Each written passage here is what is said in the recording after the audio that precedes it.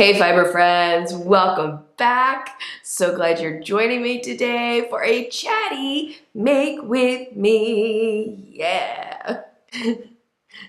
Jingles. I need jingles in my life apparently. I am right now stuck on Stockinette Island on this project that I've been working on, and I'm like, you know what? Why don't I work on this and share with you some of my spicy takes. Now, these are gonna be my opinions. These are just opinions, so take them for what it's worth. Although I think some of my opinions are well informed, but you know, we are allowed to disagree. You know, disagreement is real in the fiberverse. You get 3 fiber crafters together, you're gonna get like 800 opinions. But as we go through, I'd love to hear your response and your spicy takes down in the comments. So grab a project, grab something to drink, and let's share our spicy takes.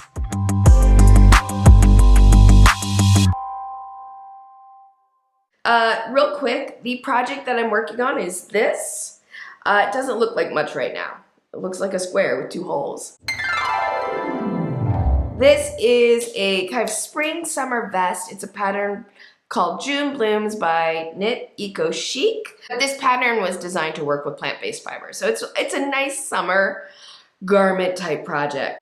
But yeah, I'll have a link to that and materials that I'm using for this project and other things down in the description box if you're interested in any of that. Some of the links will be clearly marked affiliate links, which means if you click on it and you do some shopping, I might earn a small commission. So if you do utilize one of my affiliate links, or you leave me a super thanks, or buy me a coffee, I am so greatly appreciative because it really does help me keep my channel going.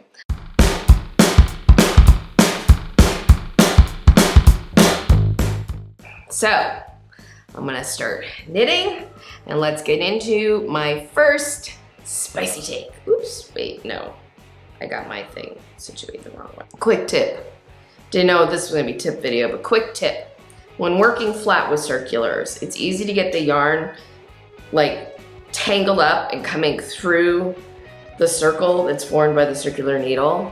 What I always remember to do is I bring my needle to the opposite side of where the yarn is. So I'm about to do a row of knitting, so my yarn is to the back, so I bring the needle around to the front, and then I avoid tangling up my yarn in my cable.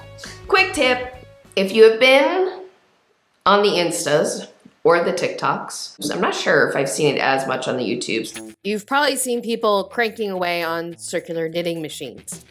There's one from Addi, there's one from a company called Centro, and it knits stockinette. They're not new. Victorian era had circular knitting machines. The idea of a circular knitting machine is not new. They've actually been around for quite a while. What's new is this current craze, and I think that because it is a current craze, it's picking up on an old technology, there just hasn't been enough time to sort of develop the art of it, if you will. And honestly, I feel like there's been some attitude about them in the hand knitting world. Some snobbery maybe? Maybe some insecurity? I think that sometimes hand knitters feel like it's cheating. It's cheating to use a machine to knit. It's taking a shortcut, and somehow it's devaluing knitting. My opinion is that it's still knitting. It's just using a different tool to knit. Are the circular knitting machines as versatile as hand knitting? Well, if we're just talking about the Centro or the Addi circular knitting machines, which are these new plastic machines, you're gonna be limited unless these companies come out with something called a river. But does that mean they're bad? I don't think so. I don't think that makes these circular knitting machines bad. Even if all they're doing is cranking out hats, if they're happy and then they're enjoying their hats, that's great. They're making things. If they are using their circular knitting machines to knit flat and then sewing those fabrics together to create garments, great. You know, there's a lot of different ways that we can make fabric, and the knitting machines are just another tool to do it. You may not be interested in it. As a hand knitter, I can understand why you would not be interested in it. Part of me is really curious to try it, but there's another part of me that looks at it and I'm just like, I don't know if I would enjoy just going like this all day. But that's me. That's what I might enjoy or may not enjoy. I don't know, I haven't tried it. But if somebody else is using these machines to make fabric, as far as I'm concerned, you're part of the fiber craft world. And I can't wait to see what people start to come up with once we get sort of past the initial novelty of this and people start really thinking about how they can use these machines in really creative ways. Because the Fiberverse is full of creative people and people will come up with creative ways to use these machines. And if they don't, then, you know, then the novelty will fade and, you know, it'll be another 100 years before they become popular again. Although honestly, I don't think that's the case. I think they're here to stay, and I think I'm excited to see what people come up with how to use them. Wow, I talked about that through a whole row. I'm almost at the end.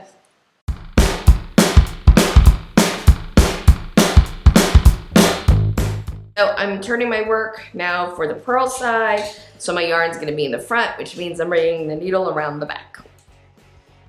Something else, by the way, with this pattern, it did not include a slip stitch selvage in this pattern, but I've gone ahead and done one.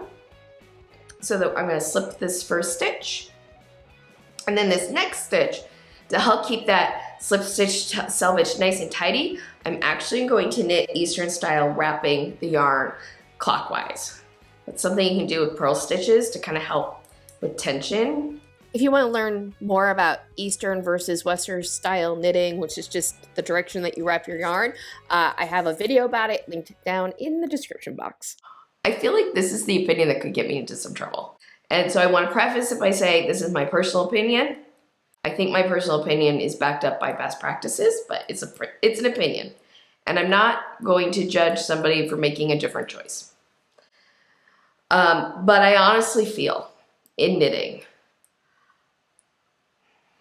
enough with the knots.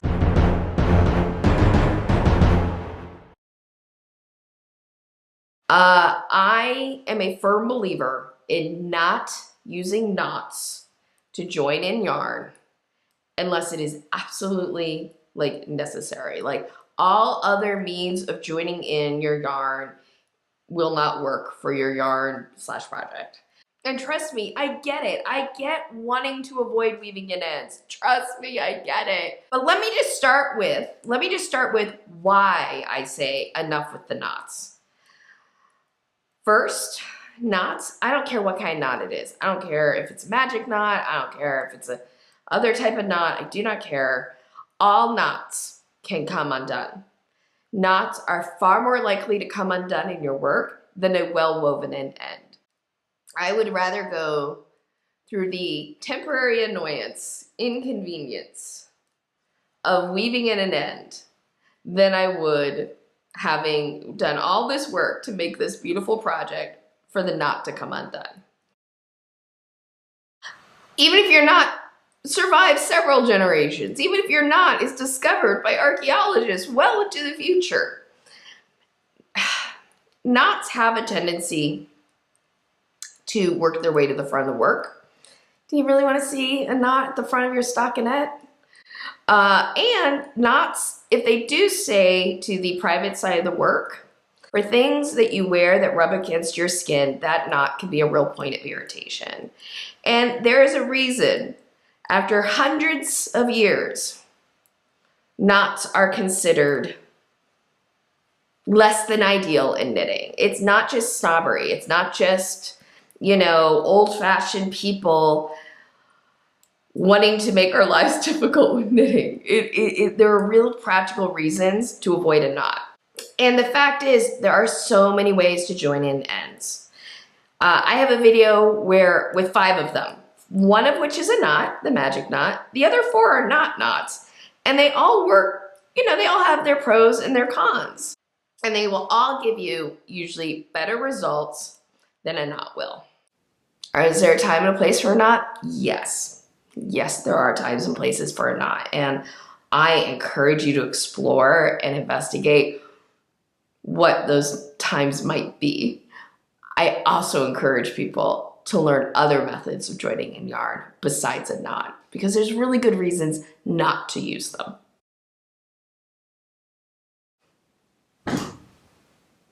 It's hard truth. My opinion is a hard truth. No, my opinion.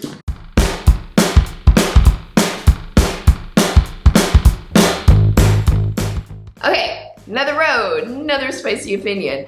And oops, I've actually taken my little ball of yarn here off from the floor where I normally have it. It's actually in a bowl on the floor. So here's my ball of yarn. I feel like it's an age-old debate whether you pull from the center or you pull from the outside.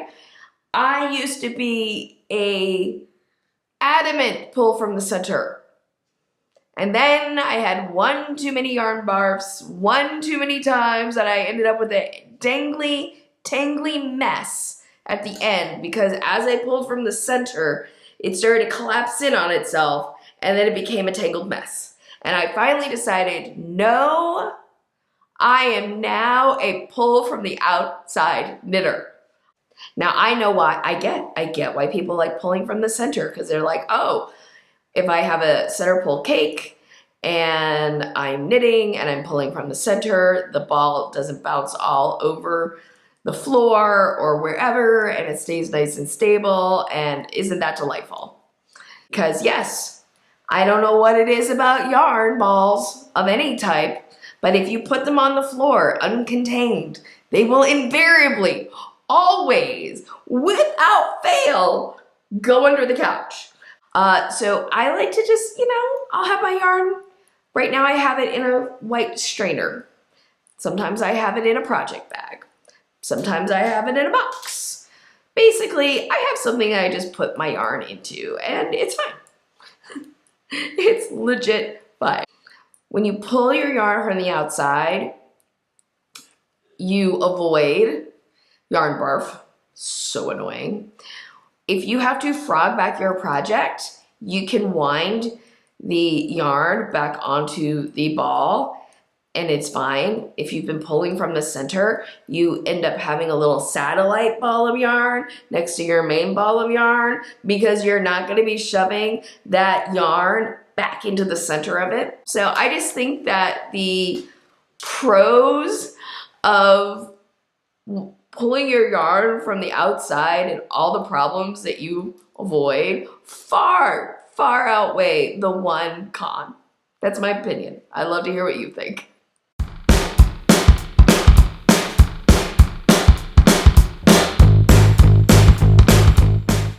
This is one I think that is weirdly seasonally appropriate. Advent calendars are out of control. I've never bought one personally. It's not something that necessarily interests me, but I get the appeal of it. It's fun. It's fun to have something that you open every day and it's a little surprise or not a surprise. And, there's a lot of patterns out there now that are designed for these Advent boxes, and, it feels very festive during the holidays to do these things. I totally get that. It used to be they would go on sale or pre-order like at the end of summer. That made sense because, a lot of these boxes are put out by small or micro businesses, and having those pre-orders helps them plan for how much work they're going to have to do to get the boxes together and hopefully shipped in time. Now these Advent box pre-orders are starting in March.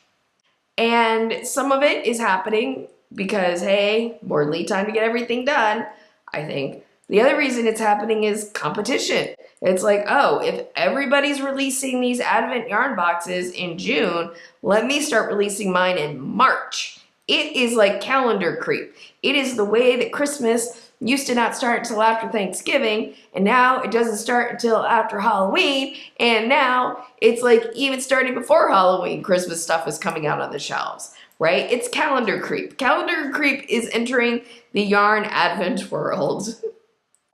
And I am kind of concerned that the whole sort of concept is going to implode. That there's just so many of them now.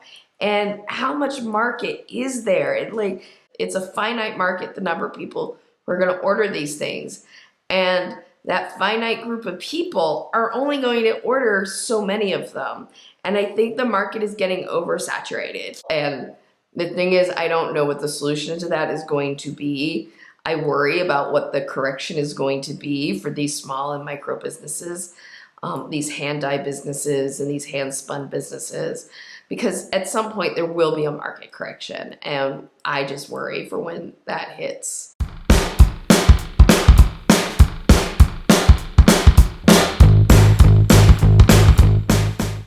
I might have talked about this on my channel before, I can't remember, but if not, I think it's worth repeating. Oops, let's put the yarn, there we go. I am exhausted by all of these sock yarns that are made with superwash merino wool.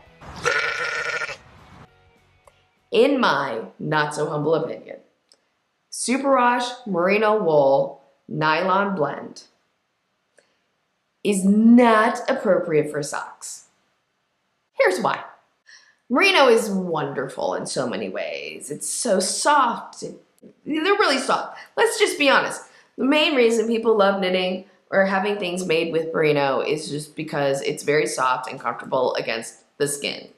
But merino is a very fine wool. It's a little more delicate, if you will, than some of your more rugged wools. And socks are a very hard wearing item. There's just a lot of abrasion when you're wearing socks, especially if you're wearing socks and shoes. There's a lot of abrasion going on. Merino wool used in a sock is going to wear out much faster. And there are other wool blends with nylon that are soft and comfortable, right? That are much more appropriate for sock knitting. And I think that's something, as much as, you know, all hand knitting is making fabric, right? But one of the things I really enjoy about knitting is that it is form and function. You create something beautiful that can be very functional in your life. I love that. I love wearing my mix around, right?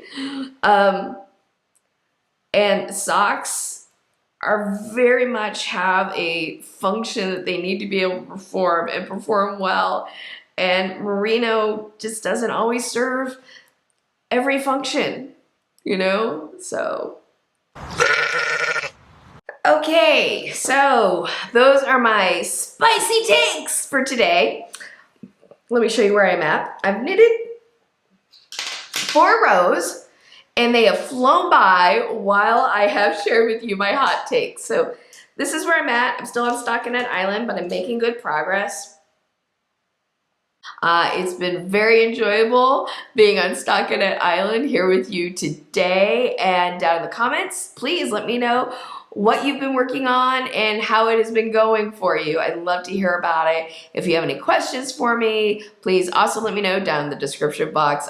One of the things I love about being on YouTube is I get to have conversations with other fiber fanatics.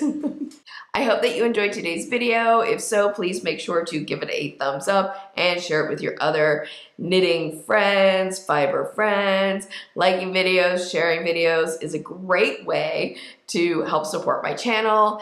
And also, please don't forget, if you have not already, to hit subscribe and the notification bell. Clicking on the notification bell will make sure that you get notified whenever I upload a new video or start a live stream.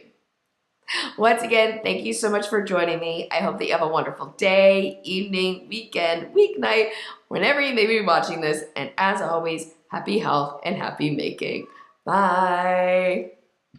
I like to make some progress with this today, and I'd like to shoot a video. So why not share with you?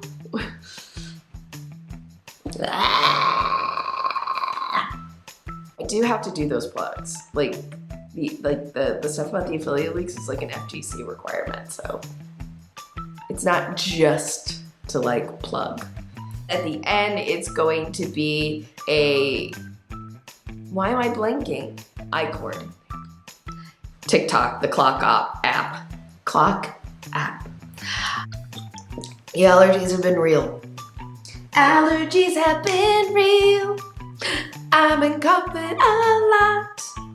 You might notice my voice sounds rough, 'cause I've been coughing so much.